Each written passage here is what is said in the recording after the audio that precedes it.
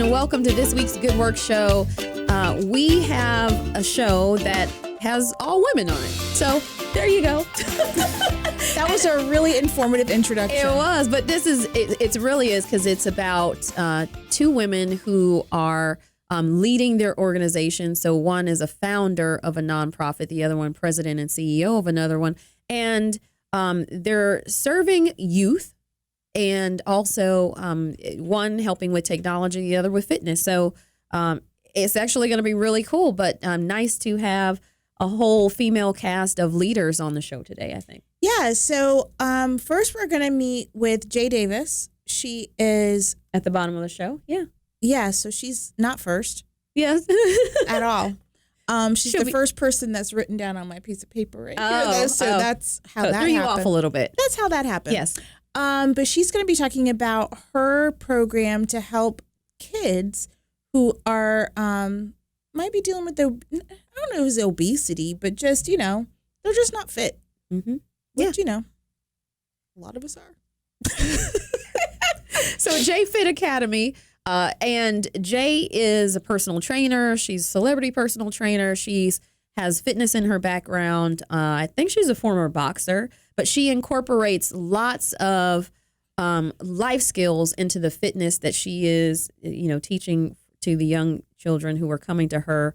And they stay for 90 days. That's a long time that she's committed to doing this because she wanted to overcome childhood obesity and all of the things that are, that could really help with bullying. And, as a child, if you are different than other kids at school or something, if you have to take medicine or you are overweight or anything like that, all of those things could combine to really make your experience poor. Or if you just don't work out at all and you're just not fit and your parents, you don't work out, you don't exercise, you don't get outside, all of those things could contribute. So she's got a program, Jay Fit Academy, that is going to help students reverse that. And so she's going to come on and talk all about it. Yeah. Do kids still have recess? Like, is there still do they still? I think they cut it back because I remember and you had like three recesses. Yeah, you went on in the morning. And then you had another one. Then you had in the morning, then lunch and the afternoon.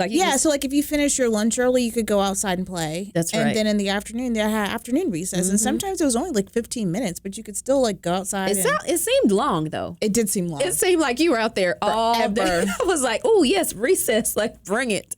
Yeah. Especially when you had PE on the same day, it was like you just played all day. Play all day. I just don't know. I mean, I remember playing. So my game was Foursquare. Oh, that was Foursquare. My game. I was like, I'm kind of competitive a little bit. I'm not like you. I'm not crazy. Well, I'm not crazy. I just don't like to lose. So there it is. I realize there's stuff that I'm good at, and in those things, and you were good at Foursquare. Yeah, I'm really competitive. Do a game of Foursquare. This, I'm telling you, that was like one of my. Do they have adult Foursquare? Because they brought adult kickball. They have should. That would be. That was my jam. So my thing was tetherball. I could not play tetherball. Okay, so I had a friend who was a beast at tetherball, and it, so there was like a few people who were really, really good. And so, crowds would just be around watching that thing, and you whip that ball. That was the funnest game ever. That's my thing. I was afraid of tetherball because you could get hurt. Yeah, you could get hurt. And I didn't like it. That's probably not. No wonder why they don't make that anymore because the string hanging down from the pole is not safe for kids. No, and that ball flying at you, and you really had to line that thing. I mean, when that ball came whipping around, if you didn't. Because you were whipping around your wrist. Like you had to, it was a whole thing. Yeah. Yeah. It was a whole thing. Tetherball was not my sport. Foursquare was my jam. I didn't mind kickball, but it wasn't my favorite. Yeah, I liked kickball. I owned that number one spot in Foursquare. Yeah. I would own that spot. It was, I really like it. They should have that. They should make that. Go back to. Well, they have dodgeball. Yeah, they do have dodgeball. I didn't really like dodgeball because I felt like that was a little bit of anger aggression. I mean, did you ever? I just think people were doing that to really get that. And you could do that. Like if you didn't like somebody, you would aim it at their head. No, yeah. But see, we weren't allowed to. Well, I mean, that was when you play by the rules. On recess. Oh yeah, you could take headshots. You could do whatever you want. So there were two games that we played. One was this awful name. We called it Murder Ball. And really, it was. And what did you say? Now you were talking about me being competitive. At least I'm on the tetherball thing, just trying to win. Right. This was trying to kill. That's two different things. The whole purpose of this game was if somebody was holding the ball, you could tackle them. It was like not, so. That sounds I don't even know like if we had teams. Football, it was like rugby, football. Yeah. There were no rules. The only rule was whoever was holding the ball could get tackled. So how did you? So what would be the point of even holding the ball? If you threw me the ball, I just because some kids like to be chased. So like if you were like the super fast kid in the class, like it would be fun to try to get away from everybody and everybody's running around. We didn't even have teams. It was just like you had the ball, and then if somebody got sounds close, like Hunger Games. It was like the dumbest thing ever, and all you did was run. This is not sanctioned by the school. Probably not. We had this big open I'm sure field. it's not sanctioned. If they knew what we called it, yeah. But we had like our playground area. So there was like the basketball hoops and the 4-square court and tetherball, like the blacktop. Yes. And then behind the blacktop, there was just this big grassy field, and you could do anything out there. And that's apparently murder ball. What we did. We just ran after the person who was holding the ball and just tackled the bejesus out of them. Unless they got rid of it. Yeah, I wouldn't. That would be a game I didn't, because it would just be at that point a brawl. Yeah, you tackle me because I'm just. It was dumb. Or I'm just not gonna throw me the ball and I never caught the ball. Like I was just the kid that was out there running around in circles. Like I don't ever remember holding the ball. Like it was dumb. Yeah, but field days were good too. Field day was fun. Yeah, that was the best day of the year. It kind of was, but except for the parties. But anyway. Yeah. So that's one thing. I know. But after the break, we're going to talk to Penny Collins, who is the president and CEO of WIT, Women in Technology. She's going to come on and talk to us, of course, about the organization and what they're doing to help more young girls and come into STEAM or STEM careers, and then also to honor women who have already been there, so who are blazing the trail for young women to go. And, we talk about technology and we use technology every single day, and our world around us is run by technology. So to have the diversity of, women and girls at the table and in leadership roles is super important. So she's going to come on and talk about WIT and give us some insight as to what some of the programs they're doing and some of the programs they're running. Yeah, because I don't know that anybody ever, I'm trying to think, like, did anybody... Well, I don't know that people actually came and talked to us about anything when we were kids. No, you had like there was a career day, but it wasn't like a really dedicated thing to be like, you could be whatever. Oh. Like it was that one day, and the people, even like your friend's parents came, and it was like, oh, my mom's here. She's a librarian, and she, whatever, and that was it. And that was it. There was really nothing, and my parents could never participate because they worked in the school, so it was like, oh, there's my mom. But then didn't anybody want to tell kids how to be a teacher? No. What? I mean, there's a lot that's a profession. Oh, I'm sure it is, but it wasn't like they're like, oh, Miss Lyons, can you come from like next door and come? No. Oh, nobody did that. That's wrong for teachers. They should have career day. If you just go to school, I mean, you might know what your teacher does, but you probably don't know. Oh, of course you don't know. Insight about what teachers do, or what the principal does. You just think they walk around and tell you to go to class. So, I mean, there's lots of other stuff that they do. Maybe. I don't know. I'll ask my dad. What else did you do other than walk around? I bet you he did paperwork. He went to trainings. I'm sure he did a lot of stuff. He did stuff. Yeah. He went there every day. I assume he did something. Well, he didn't get fired. He did not get fired. He was doing a lot of work. He retired on good standing. Yeah, good job, Dad. Well, anyway, so yes, they should have a career day for teachers. But anyway, that's part of what WIT does is they have women who are in technology go into schools and tell young girls about careers and things that they can do to break into the technology world and all the variety of things that technology, because you can get any job in technology. It's true. So we're excited that Penny's going to come and talk to us after the break and tell us all about WIT. And I also think that it's important. So it's not just the girls and young women, but also women who are already working there to give them a sense of community, because that's part of it, is that there's not a lot of women at the table or in some of these technology careers. And you may feel, am I isolated and am I the only person? And, whatever. So then you get to meet other women who are in your, like, oh, I just work at a different company and I'm the only person there. So, you get a chance to interact and network, and it's not a problem in marketing and communication careers. There's a lot of women around. Oh, that's true. Yeah, mostly. Mm-hmm. Well, at least that's what you see. Now in leadership, that's That a is different true. story. So we should have, there are There's all kinds of everywhere. organizations. Yes. But there are women Marcom led organizations that are working in that space already. But yeah, there's a lot of disparity there. So Yeah. we will say There's that. not at Goodwill. But No. anyway, No. changing gears a little bit. So we've got some good shows for you coming up, and we should always just remind you, this show is sponsored by Goodwill of North Georgia. Our mission is to put people to work. That's what we do. So we're going to talk to you, of course, introduce you to all of the other nonprofits. But, we love where we work. We want to give a big shout out to our team there. This year, we're going to put 25,000 people to work right here in North Georgia with your help, because you're going to donate and shop, we hope. Yeah. Help us do that and partner. I think, there's lots of opportunities to partner with groups like WIT, because we have a technology careers program. Right. And a women in non-traditional careers program. Exactly. So there's that. Lots of partnership opportunities there. And I'm pretty sure Penny will tell us about some of the partners that they have already that are helping them do the work to advance what WIT is doing. So pretty cool.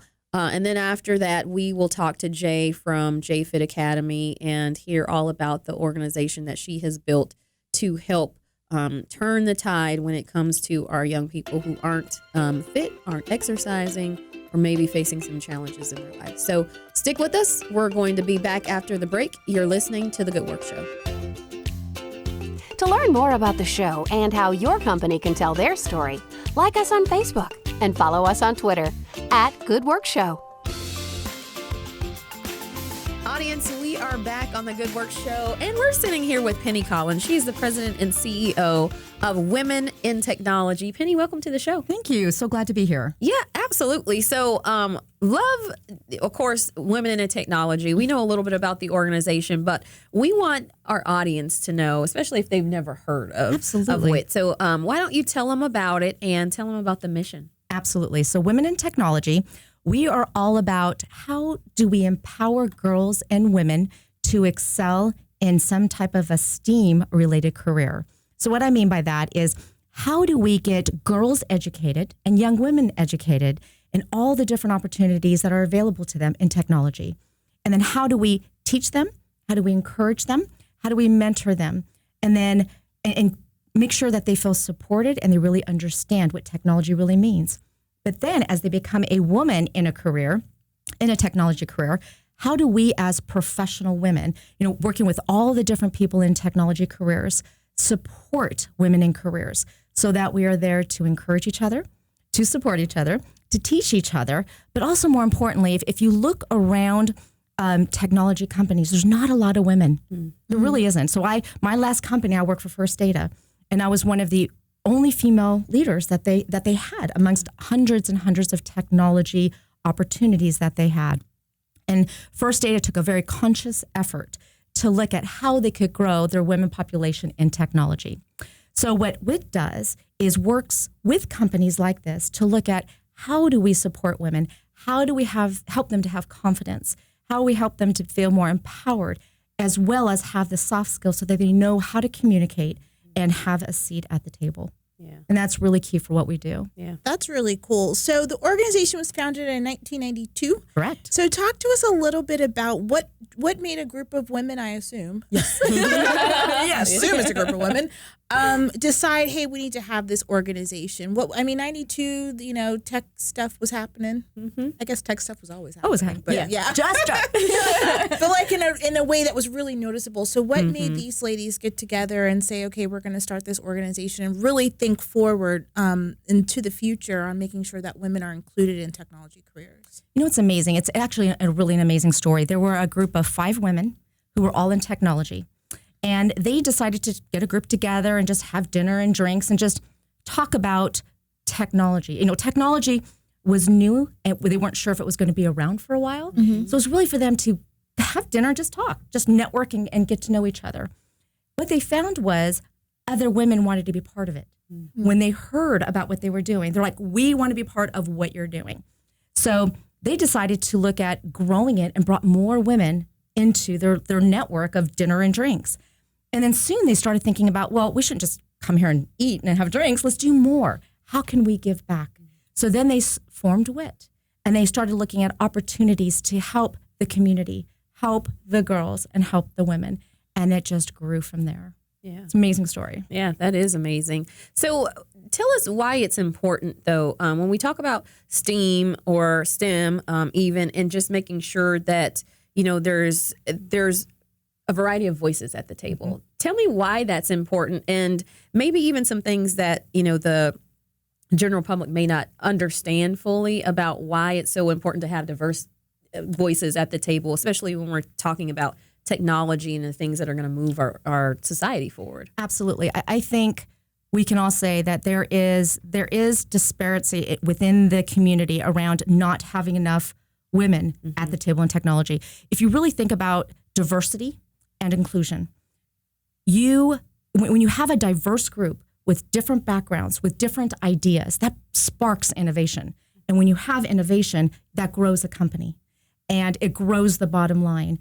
And I think a lot of people don't really realize it, or they're starting to realize it. It's become quite the movement around what do we need to do to get more women in technology. So it is important that we have not only diversity, but if we have a scarce resources of women who are not in technology, but also having a seat at the board table where they're in leadership positions, where they're adding their ideas, they're adding their innovative ideas, then you kind of get stale. And you keep doing what you keep on doing, which is you follow what they keep on doing, right? With the men's, their way of thinking. And so I think what's important is that you have the diverse perspectives, you have the different ideas. But why is that important for WIT? Why it's important is because we do have a void with women having a voice. We don't have a voice, we don't have a seat at the table, but there's also an issue with equality of pay. So if you look at a lot of the women that are in technology, they make much, much less than men. And they're doing the exact same positions. So the question becomes, why, right? And a lot of it is, a lot of women, they start out in their careers in technology, then they have children. Then they leave the workforce, and then they come back in, and then they continue taking care of the kids. They're taking care of their family, as well as having their full-time careers. So the environment at work is not real conducive to a lot of the women. And so they're stressed, they're working 24/7, taking care of their family and then doing their technology job. And it becomes quite the challenge for them to stay in technology. So they end up leaving. Almost all of them end up leaving those leadership roles. So what we try to do is look at what can we do to help women feel more supported and let them continue in their careers. Yeah, that's great. Yeah. So I'm going to ask a really basic question because we've been talking about women in technology, but what's considered a technology job? Like, what does that actually mean? Are we talking just strictly computers? Are we talking social media companies? Are we what are we talking about when we're talking about technology careers? Very good question. And it's all the above of what you just listed and more. If you think about our world today, technology is embedded in everything we do. Everything is technology. And you may not be an engineer, but you may touch technology in some way, whether it's project management, whether it's product development, whether you're a business analyst. Every role and function touches technology in some way. You can be at a bank and you are interfacing with technology left and right. So, and that is one thing that we try to teach the young girls that are in middle school and high school, is really help them understand what is technology. It's not, they still have this misconception that it is a dude with a hoodie, with a Mountain Dew, coding in the dark. And what we're trying to tell them is it's that, but it's so much more. There's so many opportunities and so many things that you can do with technology. So we try to teach the middle school girls and the high school girls with a group of volunteers and sponsors that we have about what technology is. And then when they get into their high school careers, we do a little bit more and we start talking about what careers they can actually go into if they stick with technology. And then we've got what we have is a college program, and we call that WIT Campus. And our WIT Campus program is where we work with our very generous sponsors. I mean, incredible men and women in technology that work in corporate America. Coca-Cola, Equifax, T-Mobile, Pfizer, First Aid, all those big companies. And they volunteer their time to go to these colleges and teach girls about what it really is like in real life, real life technology. So not only are they learning it in their curriculums, but these experts are augmenting their learning by teaching them real life experiences, which is amazing. Yeah, yeah. So, a few shows ago, we were talking with the executive director for March of Dimes, and he was, sharing some information about a new technology that was helping moms. I think it was like a heartbeat monitor or something. Anyway, it was combining was it ultrasound and heart. They were discovering how a contraction worked. Yes. Because nobody had bothered in all the years that people have been having babies to actually know. Do it. Yes. So this is experience. So my question was, I was like, this is groundbreaking. Awesome, Shane. But why are we just getting to that? Like, that seems like so when you say, women not having a seat at the table, but then also not bringing those creative ideas and thinking, is that for a lot of things, even when you think about clothing and things that are designed or furniture that's designed for, a male body and not necessarily for women. So do you see that in technology too? And is that part of what, is sparking WIT to bring more girls and women into technology? Absolutely. Because if you also think about women in general, we're very sensitive, we're very creative, and there's a whole different segment that we touch that men don't have experience touching. So women bring that creativity and also those experiences from being a woman, whether it's, look at makeup. In our makeup that we wear every day, there is a science behind the makeup, and behind the science is technology. You look at companies, for example, like Coca-Cola. Coca-Cola, there's a science behind their formula. Yeah. So you have a science along with the technology that actually supports it.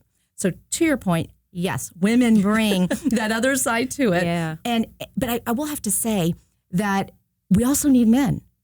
You have to have diversity and inclusion. And with both perspectives together, then you build strength in everything that you're doing. I just think about when they keep designing cell phones and making them bigger and bigger, and you can't, and they don't fit in my hand anymore. Or your pocket. Or your pocket. Yeah. Yes. But now guys are complaining about that too. Yes, they've gotten that big. That's true. But I wonder who was the person, maybe it was a woman, who made that functionality on the iPhone that shifted Small the hands. keyboard so that you could use it with one hand and you don't have to reach, because my thumb is never going to make it, even on the small size. You can't even go over. I can't. I never am going to hit that button, when I'm using my phone. So yes, having that diversity and having, somebody's like, well, everybody wants a big phone because You can see more. you can stuff. see more and do it's more fun and Yeah. it's cool. But then there has to be that person at the table. It doesn't fit in my hand. Right. Yeah. I need some help. It doesn't fit anymore. So yeah. Yeah. So we have about a minute left. We're going to take a break, Penny. We're going to come back and we're going to talk a little bit more about WIT. You gave us a good rundown of some of the programs, but we want to give our audience some insight into how they can get involved and maybe how they can support what WIT is doing. I know you have some programs and opportunities and events where people can do that. So we're going to take a break. We're going to come back. But before we do that, why don't you give our audience your website and how they might find more information about what WIT is and what they're doing? www.mywit.org. You can also look me up on LinkedIn, Penny Collins. All right, fantastic. Well, audience, we're going to come back. We're going to talk more with Penny Collins. She is the president and CEO of Women in Technology. Stay with us. You're listening to The Good Work Show. To learn more about the show and how your company can tell their story, like us on Facebook and follow us on Twitter @GoodWorkShow. Audience, welcome back to the show. We are chatting with Penny Collins, who is the president and CEO of Women in Technology. And we had a really good conversation first segment about, the history of WIT and, of course, why it's so important to have women and girls at the table and involved in STEM-related careers, just in general. And the work that WIT is doing, some of the rundown of the programs of how you're getting them connected.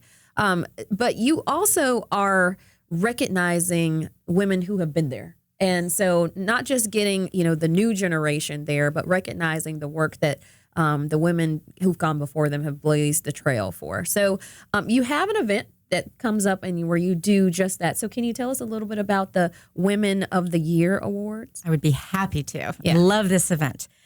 It is an event. It's called WIT, Women of the Year, and it takes place November 14th, and it will be at the Georgia Aquarium. Nice. And what this event is, it's an incredible, phenomenal, inspirational evening. That's a lot of adjectives. All in one sentence. And the aquarium, add on that. Exactly. Yeah, that's an adjective of its own. Exactly. You get all of that and whales. And whales. Beluga whales in the background. Yeah. But it is a night where we have 900 technology leaders and executives and their employees that come to the Georgia Aquarium. And we are there to celebrate these incredible women who have been nominated and awarded to be Women of the Year. And these are women that give back to the community. These are women that are, just blazers within their within their technology areas. And they are also giving back. They're mentoring girls, they're mentoring women, and they're really adding something into our culture. And so what we want to do is celebrate these women. We want to acknowledge these women. So we ask the community, and you don't have to be a member to do this, to go to mywit.org and fill out a nomination form for someone that you think should be nominated to be the winner of a Women of the Year. And at that evening, we have dinner and drinks and entertainment. And then we go to the program where we actually award a Woman of the Year for large business, medium, small, and nonprofit. But we also award a Girl of the Year and a College Girl of the Year. Nice. So it's middle school, high school, as well as with college. And it's just a night of celebration. It's a night of saying thank you. And it's a night of just seeing what we there's more that we need to do. And seeing these incredible women, actually, you actually leave there with tears and just chills because it tells you there's so much more that we need to do. Yeah, that's fantastic. So November 14th. At the Georgia Aquarium. At the Georgia Aquarium. So mywit.org is how you get those tickets. You should probably get them now because it will probably sell out. It always sells out. Okay. Yes. Yeah. And to make your nomination. That's right. Yes. Make your nomination. Yes. And nominations close next Friday. Okay. And we already have hundreds of nominations. Fantastic. And so please absolutely participate because we want to celebrate these women. Yeah. Fantastic. Wonderful. So you talked a little bit about the WIT campus program for the college students. Yes. So you have WIT Girls, and that is for the students that are in middle school and high school. Is that right? So what kind of stuff are they doing? Is it hands-on? Is it field? What happens with WIT Girls to actually get them exposed to these technology careers? Oh, great question.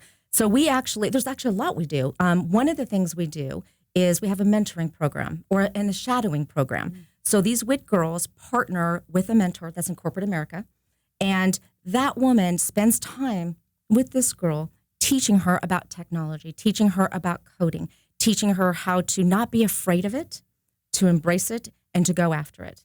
So, and that usually happens, a week throughout the year, and they continue their mentorship from there. We also have a job shadow program where companies partner with these girls, and these girls go to these companies like AT&T, great sponsor of ours. Mm-hmm. And these girls will go to AT&T and spend the week learning about all the different roles that are in technology at AT&T. They get to see the connected car. They need to see all the technology that's available. And it gives them just more exposure to the possibilities and actually what is out there. We also do great events like we have happening August 17th, where we've partnered with Apple. And these girls are going to go to the Apple location at Avalon, and they're going to learn how to code right there with an app right there at the store. That's cool. And we actually opened it up to all of our WIT girls, and it sold out in an hour. Mm. Wow. And so now Apple is going to partner with us to open it up to all of their locations, and we want to offer a series of courses so that we can reach even more of the wonderful girls that are out there. Yeah, that's fantastic. That is cool. So that sounds like a challenge for all of the tech companies that are in Atlanta. Yes. We have more. Apple's out of Cupertino. That doesn't mean that, those of you who are here who are listening. So anyway, but I'm pretty sure you listed a lot of partners, and I'm sure there's a lot of people doing things, but there's more opportunity for folks to get involved and to plug in. And then there's also opportunity for WIT to help other organizations. So there's a part that provides grants to other organizations. So tell us a little bit about how WIT is giving back, because not only, you're doing a ton to support this next generation and honor the ones who are already here. But then you are giving back to other organizations. And tell us a little bit about how you're doing that. One thing we feel very strongly about is that we as a nonprofit should partner with other nonprofits. We should absolutely not compete. And we are all about serving our community and serving these young girls because we need them and they need us. And with that, we look at all nonprofits and all different organizations to say, what are you doing? Are you contributing to the mission of what we're trying to do? Mm-hmm. And if you are, and you're just starting out, let us help you. That's how we got our start. Let us look at your program. Let's look at, do you have a solid program? Or do you have measures in place so that you can actually see the ROI on the work that you're doing? And if you do, apply for a grant, and we will absolutely do what we can to contribute and give you money so that you can continue doing what you're doing. So we're all about absolutely partnering with a lot of people so that we continue to all serve the same cause. Yeah, that's fantastic. That's a great way to get involved and help. At some point, there may be women business owners or, presidents and CEOs of those nonprofits who can, again, continue this whole cycle of helping and move everybody along. So, what's interesting, this has been, WIT has been around for 27 years. Mm-hmm. And we still, as WIT, as well as other women in technology programs, we've moved the needle a little bit, mm-hmm. but not enough. There's so much more that we need to do.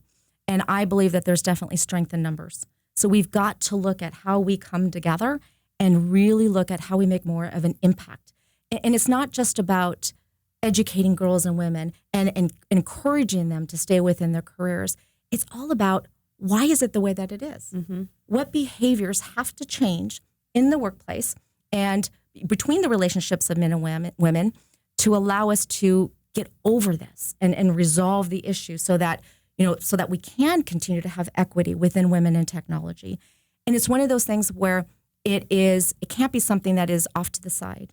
And unfortunately, I think in corporate America, it has to come from the top down. Mm-hmm. And it can't be just one message. It has to be a consistent message that continues and continues, because we will get back to our old behaviors if we don't look at diversity and inclusion on all levels coming from the top. Yeah, absolutely. Yeah. So you also have scholarship programs for girls. Yeah. So tell us, schools either started or about to start, whatever, something like that. It's about that time of year. Mm-hmm. So if girls are out there listening and they're interested in scholarships or interested in technology careers, what are the requirements? How do they qualify? What's the whole deal? The first thing they would have to do is become a member of WIT. Okay. So you can become a member for free. It's free for all of our students. Fantastic. You just go to our website, mywit.org, and you look at, fill out the application for being a member. But I will say this. We gave out this year already over $190,000 in scholarships to high school and college girls through the support of our incredible sponsors. I mean, we've got the most generous sponsors that actually partner with us. And we love being able to work with them to give these scholarships to these girls. The requirements are that you need to be a member of WIT, that you have to have a 3.0 or above in your GPA. You have to be involved in some type of a servant activity back to the community. And you have to show us. You have to show us that you're doing that. You have to be part of a STEAM club, and you have to show us that you actually are. And you also have to be if you're in college, you have to show that you are in STEAM-related curriculums. So those are the requirements. And then a lot of it is we do very personal interviews so that we can really get to know the girls and really get to know how serious are they about their careers. And in technology or engineering and arts or math and science. And based on that, we award the scholarship. So at WIT Connect, which is our biggest fundraiser of the year, which was held on June 20th, that's where we gave out over $190,000 of scholarships. It was amazing. Yeah. Amazing. Yeah. That's awesome. So we've got about a minute and a half left. Tell us what's next for WIT. You've got a lot going on. What's on the horizon for the future, and what can we look forward to? For our future, we really want to look at how we can do more. I mean, we've got a great girls program and a great campus program. We want to do more about women in careers. So how do we develop small groups or networking pods with women that are in like careers. So if you're a data scientist, how do I find data scientists in other companies and bring these women together so that they can network and they can learn from each other?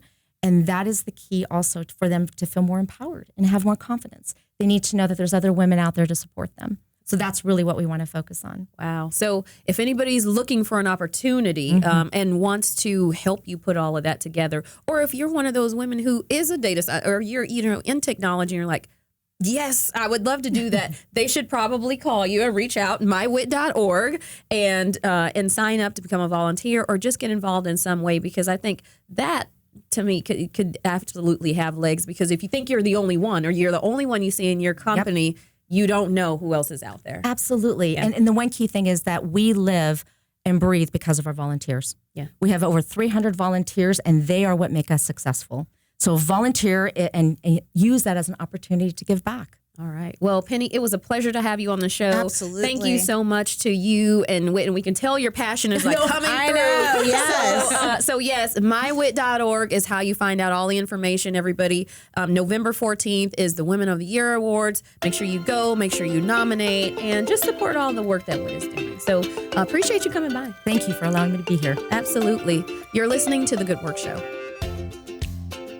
To learn more about the show and how your company can tell their story, like us on Facebook and follow us on Twitter @GoodWorkShow.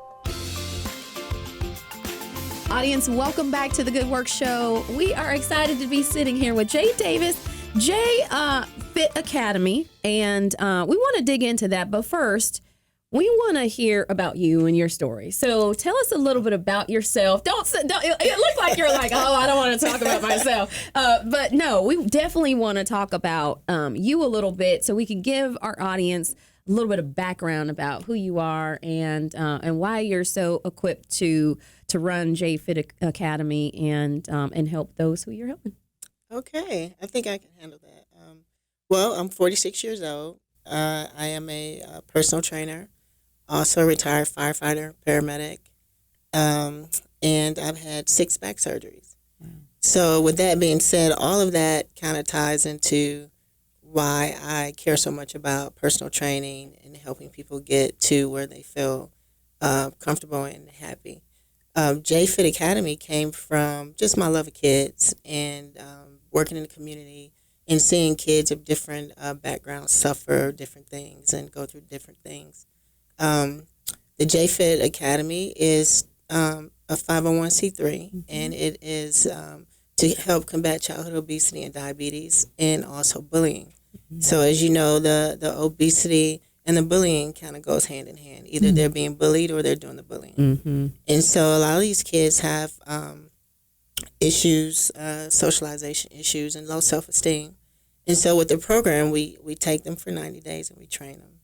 And we help encourage and uplift them, because now they're getting positive reinforcement from kids that they normally wouldn't get acknowledgement from in school.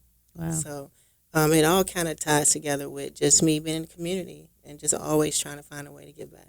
Wow, fantastic. That's great. Yeah. So talk to us a little bit about the foundation, just in general. So not even necessarily for a part of the academy, though I'm sure this plays into it.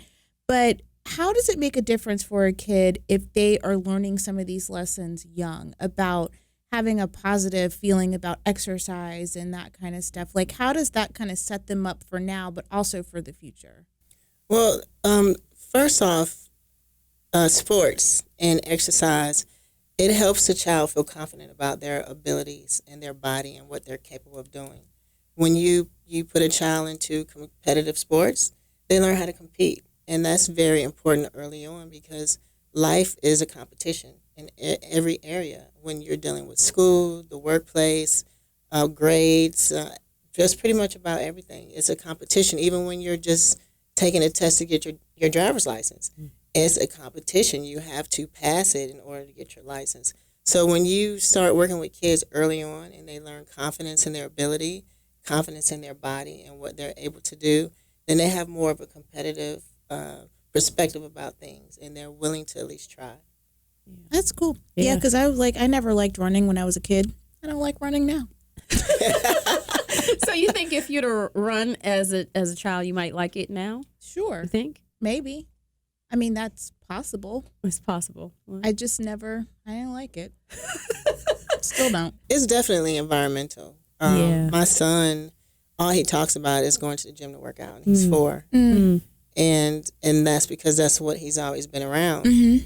Other kids that come in there, their parents have kind of a sedentary lifestyle. And so when you pick up your kid and you're exhausted, you're working 15 hours a day, they go home and they sit down. And the kid goes and they sit down and they find things to entertain themselves with. That includes sitting down, Right. iPad, the gaming. When we were younger, we couldn't dare sit at home. right. On the weekends, we had to go outside when we woke up and don't come back in until the street lights came on. Because your mom was in there cooking, cleaning. She couldn't do that with us in the house. That's As soon right. as you clean up one room, we dirty up the next. Right. So we had to go outside and we had to do physical things to entertain ourselves. Yeah. My mom's favorite saying was, "Go get up and do something constructive." And I as a kid, I didn't get what she that was meant. I'm like, what do you So mean you're like- constructive? That's a big word for a little kid. I'm not sure that I'm equipped to be constructive, but that's fine. Let me go find something to do. That included going outside. Going outside, Yes. Let me yes. just get out of your face, and then you'll think I'm doing something. I mean, we constructive. had cartoons, and then because then cartoons went off. right. Like that was the thing. You'd wake up and you'd have cartoons, but then that didn't stay on all day. Like it usually switched to some awful. But you like those movies, those weird movies like The Blob and that kind of yeah, stuff. those USA movies. Yeah. Those kind of, but so you did have to go outside, and there weren't, if one kid in the neighborhood had a video game, maybe, yeah. Right. but Yeah. that wasn't a And we still wasn't an interest back then. no. Yeah. Because we Had were a so bike. used to going out. Yeah. Yeah. We were used to going outside and just finding trouble. So what do the kids do when they come to J-Fit Academy? Like if we were to come and say, "Hey, let's all go take a field trip," what would we see them doing? Are they actually doing competition type sports things? Are they lifting weights? Tell us about it. Well, we generally don't lift weights with them because they're young and they don't really recommend that they use weights at that age. But we're learning the basics and we use body weight, calisthenics, things that kids need to know how to do. They need to know how to run. You'd be amazed that kids don't have the balance to run, jump, or that the might be confidence. my problem. Or the confidence. They don't have the confidence to jump. Like Wow. you'd be amazed. And it's funny that I look at like my son and I'll see him jump and I'm like, don't do it, don't do it, don't do it. You know, he'll jump with no fear. yeah. He'll jump off the top of one of the tires onto a box and I'm like, you're not going to make it. But then you have these 10-year-olds that you can put a step riser up, you know, like those aerobic step riser. You can tell them to jump on top of it and they're afraid of jumping on top of it because they've never had the opportunity to challenge themselves to jump on anything or to swing on anything. You know how we used to just swing from monkey bars? That's right. Yeah. These kids will not do it. It takes a lot of convincing and encouragement for them to even climb that high Yeah. because they don't have that stuff available like we had. it. Like we had gym, we had Exactly. PT. Yeah. They don't have it now. Yeah. So Wow. it's not really their fault. It's environmental and we've taken those things out of the environment. Yeah. We did have the monkey bar. I remember, hanging upside down from the monkey Yeah. bars and Yeah. swinging and swinging too high. Like, that feeling in the pit of your stomach when you knew that last leg pump was too high. It's like, Like, nah, I did. And then you have to let yourself come back Uh-huh. down. You're like, yeah, I did too much. And this is coming from someone who didn't like to run. I did I not know, like to right? run. Yeah. So at JFit, you'll see them warming up. Okay. You'll see them exercising. You'll see them, they're even doing push-ups now. And they're boxing. So we that's incorporate fun. Yeah. incorporate boxing in that as well because we still want them to have the confidence to learn how to move and protect themselves, move themselves away from danger. And a lot of kids don't even have the reflexes. Like you'd be amazed to see a kid just stand there when something comes toward their head.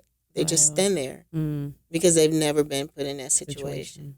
Wow. So it works on their reflexes. Yeah, lots of things that they're learning then, just not only with the fitness part, but really teaching them just how to survive in life. I mean, if you don't move when something's coming at you, you got to be able to respond. problem. Yeah, yeah. Yeah, so talk to us about, it sounds like everybody's probably a good fit for the academy, but who's a good fit? Like, what are the age groups and what are the age ranges for the students who are coming to you? Well, the age range is 5 to 13. And we generally take on kids that have self-esteem, challenges, and definitely weight challenges. So those are, if they have those concerns, then they're a good fit for the program. Cool. So Jay, I can tell that, because you started this and it was part of, what you saw going on around you, you're very passionate about, what you're doing and helping the children.